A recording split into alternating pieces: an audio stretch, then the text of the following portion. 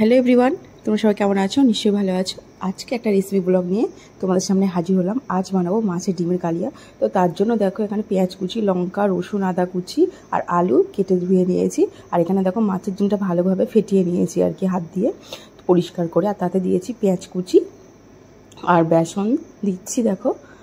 আর এতে দেবো একটু লবণ, হলুদ, কাঁচা লঙ্কা কুচি আর একটু হচ্ছে তোমার কয়েকটা কালো জিরে স্বাদ আনার জন্য একটু অল্প পরিমাণ দিয়ে ভালোভাবে আর কি এটা ম্যারিনেট করব, মানে হাত দিয়ে অনেক সময় মাখিয়ে রাখবো খুব সুন্দর করে। আর এদিকে দেখো একটা গ্যাসে কড়া বসিয়ে দিয়েছি আর এখানে জলে আলুগুলো দিচ্ছি। আলুগুলো একটু হাফ বয়েল করে নেবো, মানে সিদ্ধ করে নেবো, তাহলে না তরকারিটা বেশ খেতে ভালো লাগবে আর মাখো মাখো ব্যাপারটা হবে। তো সেই কারণে তো এইদিকে দেখো আমার কিন্তু মাছের যে ডিমটা করব, মাছের ডিমের বড়া, তাতে কিন্তু সমস্ত রকম মশলা দেওয়া কমপ্লিট। এবার তাতে একটু মেখে নেব। আর এদিকে দেখো একদিকে আর কি পেস্ট করেছি জিরে, আদা, রসুন পেস্ট করে নিয়েছি আর কাঁচা লঙ্কা। তো যথারীতি আমার কিন্তু মাখা পুরো কমপ্লিট। একটু মেখে ঢেকে রেখেছিলাম 5 মিনিট মতো। এইবারে দেখো আলুগুলো আমার কিন্তু সিদ্ধ হয়ে গেছে এখানে। তো কড়াইটা ভালোভাবে পরিষ্কার করে নিয়ে কড়াইতে সর্ষের তেল দিয়েছি আর তাতে কিন্তু বেশ গোল গোল আকারে মাছের ডিমগুলো ভেজে নিচ্ছি বড়া সাইজ করে।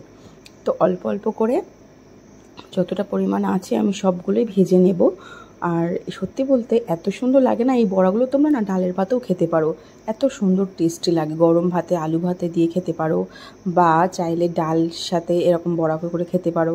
আর আমি যেরকম মাছের কালিয়া, ডিমের কালিয়া করেছি আলু দিয়ে, তো সেটাও করতে পারো। সত্যি এরকমভাবে মুচমুচে ভাজা হলে আর কিছুই চাই না। তো যাই হোক, দেখো আমার কিন্তু ভাজা এপিটোপিট চলছে আর আমি সব তুলেও রাখছি অর্ধেকটা অর্ধেকটা করে। তো সমস্ত ভাজা কমপ্লিট। এইবারে দেখো আমি দিচ্ছি একটু জিরে ফোড়ন, তাতে তেজপাতা আর দেখো দেবো একটু পেঁয়াজ কুচি যেটা রেখেছিলাম আগে থেকে কুচিয়ে। তো প্রথমে দিলাম আর কি গোটা জিরে, তারপরে আর কি তেজপাতা, তারপরে পেঁয়াজ কুচি দেবো। দিয়ে ভালোভাবে আর কি ভাজবো পেঁয়াজগুলোকে একটু লাল লাল করে। তার মধ্যে দিব কিন্তু ওই পেস্ট করে রেখেছিলাম আদা, রসুন, কাঁচা লঙ্কা, জিরে, সেই পেস্টটা দিয়ে দেবো। ভালোভাবে মশলাটা কষাবো। তাতে দেবো একটু হলুদ গুঁড়ো কালার আনার জন্য। তো ভালোভাবে দেখো মশলাটা আমি ভেজে নিচ্ছি। মশলার গা থেকে যখন তেলটা ছাড়বে তার মধ্যে কিন্তু আমি আলুগুলো দিয়ে দেবো। যেহেতু আলুগুলো আগে থেকে সিদ্ধ করা, সেই জন্য আমার বেশি সময় কিন্তু লাগবে না রান্নাটা করতে।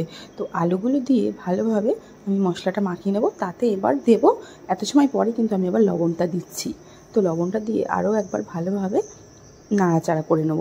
তারপরে কিন্তু একটু গরম জল পাশে বসিয়ে রেখেছিলাম, সেটা দিয়ে দেবো। দিয়ে এবার একটি ঢাকনা দিয়ে দেবো। দিয়ে এই ভাজা করা যে ডিমের বড়াগুলো আছে না, মাছের ডিমের, এইগুলোর মধ্যে দিয়ে দেবো।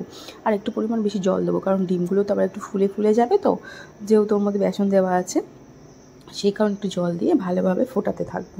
তো দেখো এবার নামানোর আগে একটু গরম মশলা দেবো আর একটু লঙ্কার গুঁড়ো। ব্যাস আমার রেডি মাছের ডিমের কালিয়া। তো এরকম রেসিপি জানতে চাইলে অবশ্যই কিন্তু কমেন্টে জানিও। ভালো লাগলে একটা লাইক, কমেন্ট, শেয়ার করো। তো দেখো একদম পুরো একদম পাকাপাকি রেডি। তো চলো টাটা, ফিরে আসছি নতুন কোনো রেসিপি নিয়ে। ততক্ষণ ভালো থেকো, সুস্থ থেকো আর আমার পাশে থেকো। বা